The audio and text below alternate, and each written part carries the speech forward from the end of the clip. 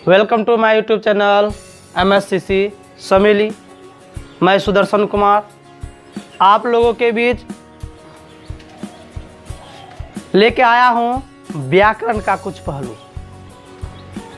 व्याकरण क्या है, भाषा क्या है, इस पे थोड़ा सा हम चर्चा करने वाले हैं।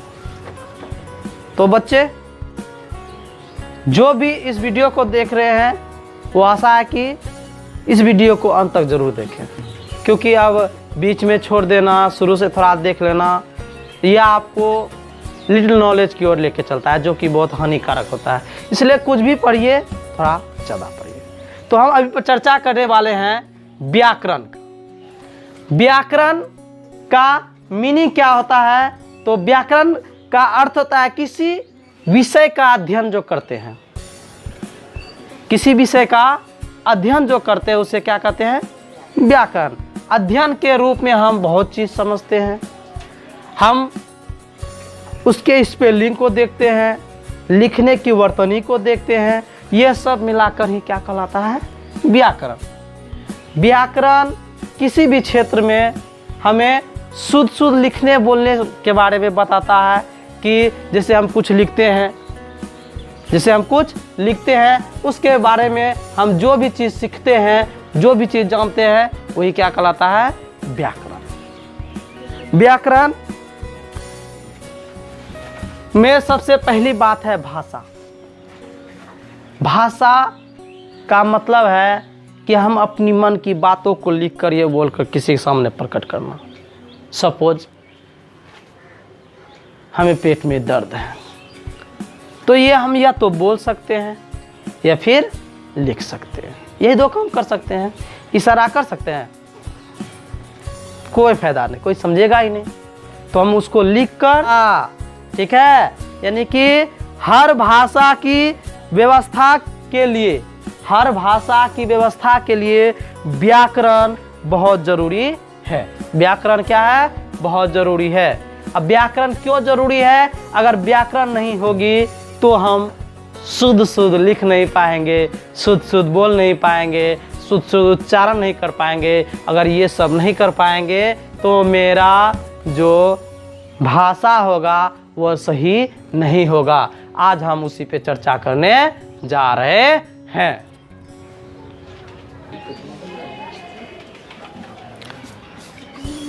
भाषा का ये परिभाषा आपके स्क्रीन बोर्ड पे दिखाई दे रहा है और व्याकरण का ये परिभाषा है।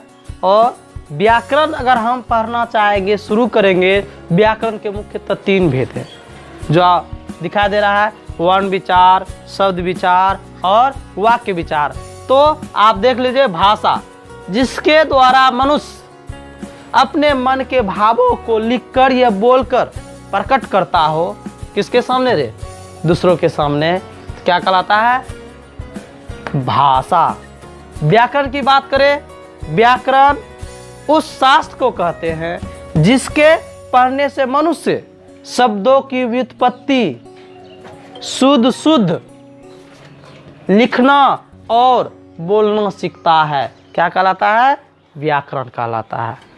तो गाइज, व्याकरण के मुख्यतः 3 भेद है: वर्ण विचार, शब्द विचार, वाक्य विचार। अब इस पर एक एक करके तीनों का परिभाषा दिया जाएगा। उसके बारे में जो है वह आपके सामने है। आप इसे स्क्रीनशॉट कर सकते हैं या ये वीडियो को पॉज करके लिख सकते हैं।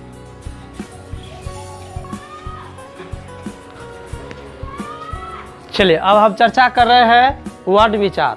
आप अभी तक क्या पढ़े? पहला वर्ण विचार, शब्द विचार, वाक्य विचार, ये 3 पे चर्चा करने वाले हैं। ये किसके हैं? ये व्याकरण के भेद हैं, है ना। तो वर्ण विचार का मतलब, वर्ण विचार व्याकरण का वह भाग है या विभाग है, वह उसका रूप है जिसमें अक्षर या वर्णों के बारे में, उच्चारण, अक्षर और वर्ण का उच्चारण के बारे में जो बताया जाता है, ठीक है। भेद तथा उनके शब्द के बारे में जो बताया जाता है, वही क्या है? वर्ण विचार। एक बात देखो, यहाँ पे वर्ण को अक्षर भी कहते हैं। हम वर्ण जो है तोड़ते हैं, जो वर्ण को अक्षर भी कहा जाता है। यहाँ देखो आप इसको लिख सकते हो, जैसे को, चो, को खो पूरा, चो छो पूरा, टो ठो पूरा, तो पूरा, इसे सब ना, तो पो यो ETC बोले तो इत्यादि आप इसको चाहे तो लिख सकते हो, फिर समझने के लिए आप देख सकते हो। ठीक है, तो वर्ण को अक्षर भी कहते हैं, वर्ण को अक्षर भी कहते हैं।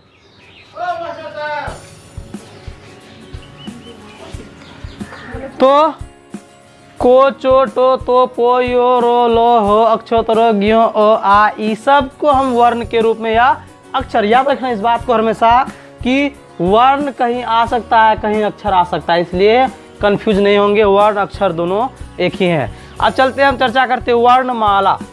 वर्णों के समुदाय को क्या कहा जाता है? वर्णमाला। क्या कहा जाता है? वर्णों के समुदाय, मतलब एक वर्ण, दो वर्ण, सब ये सब जो मिलता है एक जगह होता है, जैसे को खो गो गो अंगो, ये वर्णों एक समुदाय बन जाता है। ठीक है, तो ये इन वर्णों के समुदाय को वर्णमाला कहते हैं। हिंदी में देवनागरी में सबसे पहले, बहुत पहले जब देखा जाए तो आज से कुछ वर्ष पहले वो आपके पास 47 वर्ण होते थे। ठीक है, ये 47 वर्ण होते थे। को खो, चो छो टो ठो तो थो पो फो यो रो लो वो ओ आ ई हर्षय हर्षय दीर्घो हर्षो। ठीक है, ये सब क्या थे? ये सब हिंदी में देवनागरी लिपि 47 वर्ण के थे पहले। लेकिन वर्तमान में अगर आधुनिक बात करें, आधुनिक हिंदी की बात करें, इसको गौर से देखिएगा आप लोग। ठीक है, अक्सर ध्यान दीजिएगा इसको। ठीक है, हिंदी में देवनागरी लिपि 47 थे, लेकिन ऐसे है भी, ऐसा बात नहीं बोलेंगे, नहीं वो भी है। लेकिन अब आधुनिक की बात किया जाए तो हिंदी वर्णमाला में यानी देवनागरी लिपि की अगर बात करें, वो टोटल मिला के हो गया 52। जी हाँ, 52, 52, 52 जो आपके सामने है। बड़ीरो, बड़ीढ़ो, श्रो, अविसर्ग, अंस्वर और अविसर्ग, ये आपके पास 5 वर्ग है। 47, 5, 52। ओके, तो गाइज आशा है कि आप लोगों को पसंद आया होगा, आ रहा है। अगर ऐसा लग रहा है तो पूरा अंत तक जरूर देखिए वीडियो। वर्ण के भेद, वर्ण के भेद 2 होते हैं। वर्ण, आखिर जो वर्ण विचार में वर्ण जो आया, वर्ण मेरे सामने अक्षर आया, अक्षर को 2 कैटेगरी में बांटा गया। एक कैटेगरी का नाम है क्या? स्वर वर्ण, और एक है व्यंजन वर्ण। जी, अंग्रेजी में आप लोग थोड़ा बहुत ही पढ़े होंगे, consonant, vowel, vowel consonant, right, AEIOU। जी हाँ, वही है स्वर वर्ण और व्यंजन वर्ण। तो गाइज अब स्वर वर्ण पे थोड़ा चर्चा कर लेते हैं। स्वर वर्ण क्या है, नहीं है। चलो इधर इतना हो गया, और 52 है तो आप चाहो तो लिख सकते हो। यहाँ से ओ आ से शुरू करो, आप 52 पूरा लो। ओ आ ये सब जोड़ते जाना, टोटल लिखते जाना। ये टोटल 12 होगा, टोटल को खो चो छो टोटल लिख लोगे, आपको पता चल जाएगा कि 52 पूरा है कि नहीं। तो ये भी लिखना, ये कहीं नहीं है, आप पढ़े नहीं है। बचपन में अगर पढ़ेंगे ना तो को टो ठो डो है, देख रहे हैं, डो लग रहा है ना, हाँ वही है। तो थो दो धो ना, टो ठो डो ढो है ना, उसी टाइप में है। तो इसलिए नया है, आप इसको आराम से पढ़ेंगे। और स्वर्ण वर्ण का अगर चर्चा करते हैं, वैसा वर्ण जो अपने से बोला जाए, वो किसी का सहायता नहीं लेता है। जी हाँ, स्वर्ण वर्ण किसी के चलते नहीं है, वह स्वयं अपने सेल्फ है, किसी से कोई मतलब नहीं होता है। वो अपने से उच्चारित किया जाता है, अपने आप में उच्चारित किया जाता है, किसी का सहायता नहीं लेता है। वही क्या कहलाता है? स्वर्ण वर्ण। जी देख लीजिए, जो अक्षर बिना किसी दूसरे अक्षर की सहायता से के बिना बोले जाते हैं, उसे क्या कहते हैं? स्वर वर्ण। आपके पास स्वर वर्ण की संख्या दिया गया है, ये इसको आप लिख लीजिएगा और इसको अच्छा से देख लीजिएगा। ओ आ ई हर्षई दुर्गे हर्षो उड़ी ए ऐ औ अ। ठीक है, ये आपके पास है स्वर वर्ण। आप इसको वीडियो को पॉज कीजिए, आराम से इसको लिखिए और जरूर है कि याद कीजिए। ये आपको काम आएगा। चलिए अब हम चलते हैं स्वर्ण वर्ण की ओर। चलिए अब हम चर्चा करते हैं दूसरा नंबर है, पहला था स्वर्ण वर्ण, दूसरा है व्यंजन वर्ण। व्यंजन वर्ण को क्या कहते हैं? जो किसी का सहायता ले ले, ऐसा वर्ण या अक्षर, वर्ण या अक्षर दोनों एक ही चीज है, कुछ बोलो। वर्ण या अक्षर जब दूसरे का सहायता ले लेता है, सहायता से उच्चारण करता है, तो उसे ही क्या कहते हैं? व्यंजन वर्ण।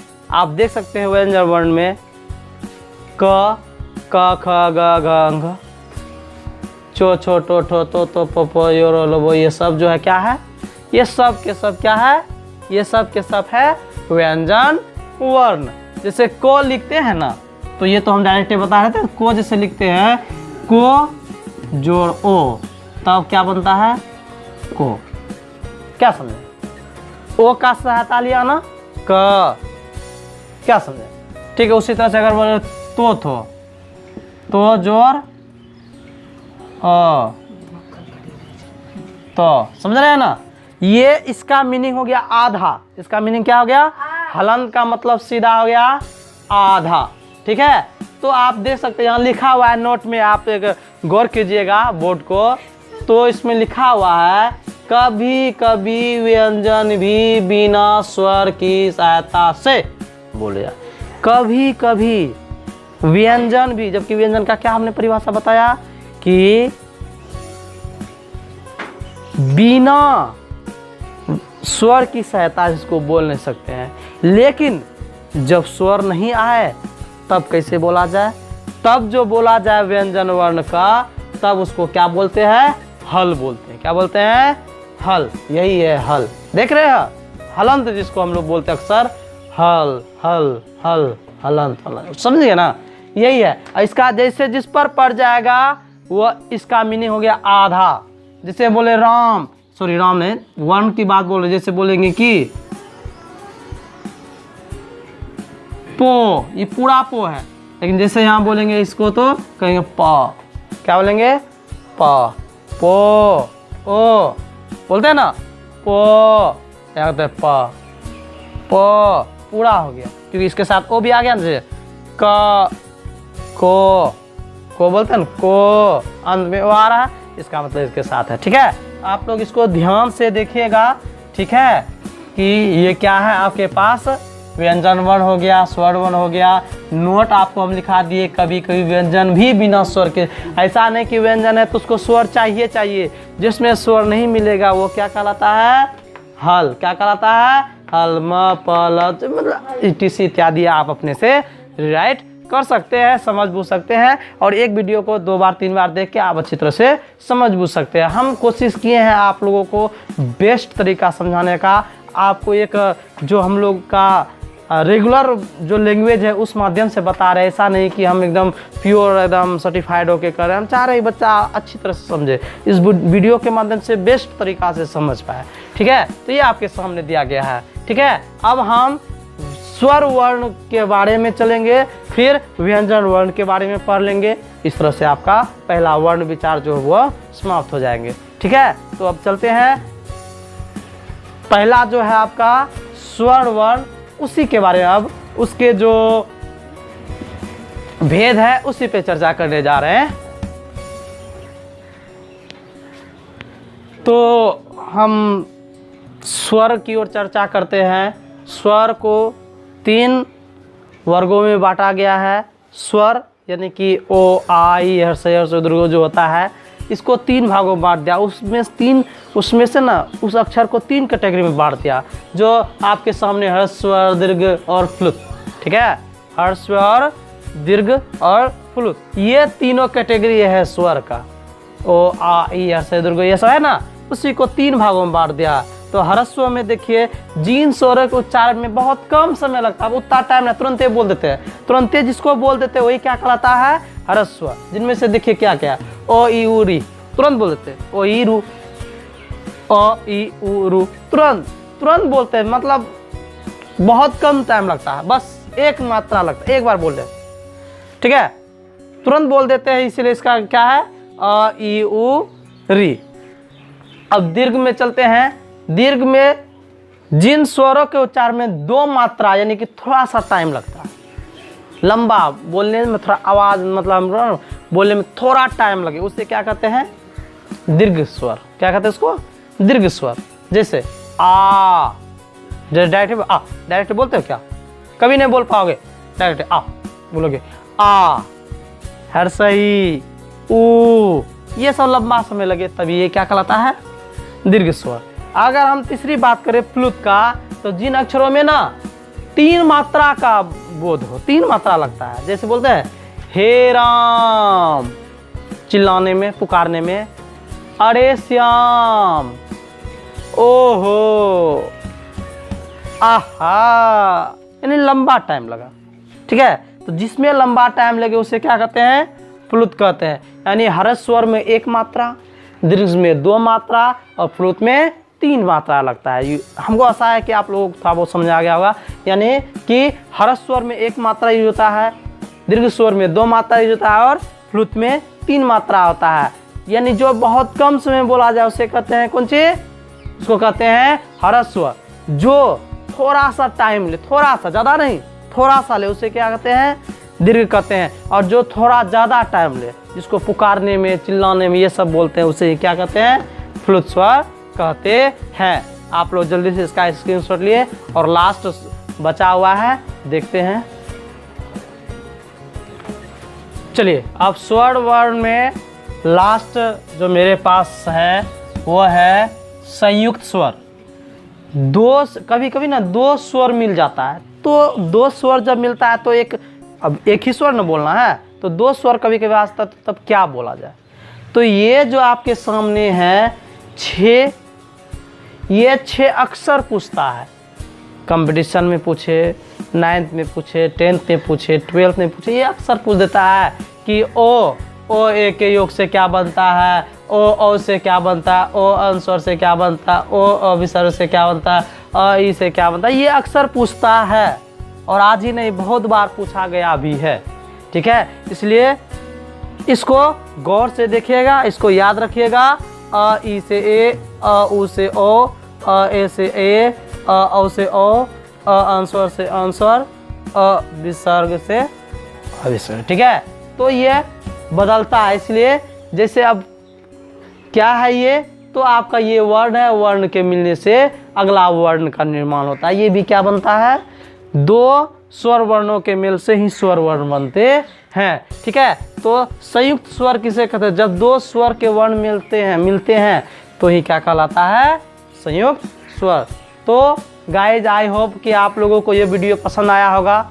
अगर पसंद आए तो लाइक ज़रूर करें, सब्सक्राइब करें और यह फैला दो, चारों दिशाओं में फैला दो, ताकि इसका लाभ हर एक कोई ले सके। ठीक है, और आप लोग ज़्यादा से ज़्यादा शेयर करो। ये सबके पास जाना चाहिए। यूट्यूब सबके घर में है, सबके घर में मोबाइल है ऐसा यूट्यूब चलने वाला। आप बड़ी आसानी से MSCC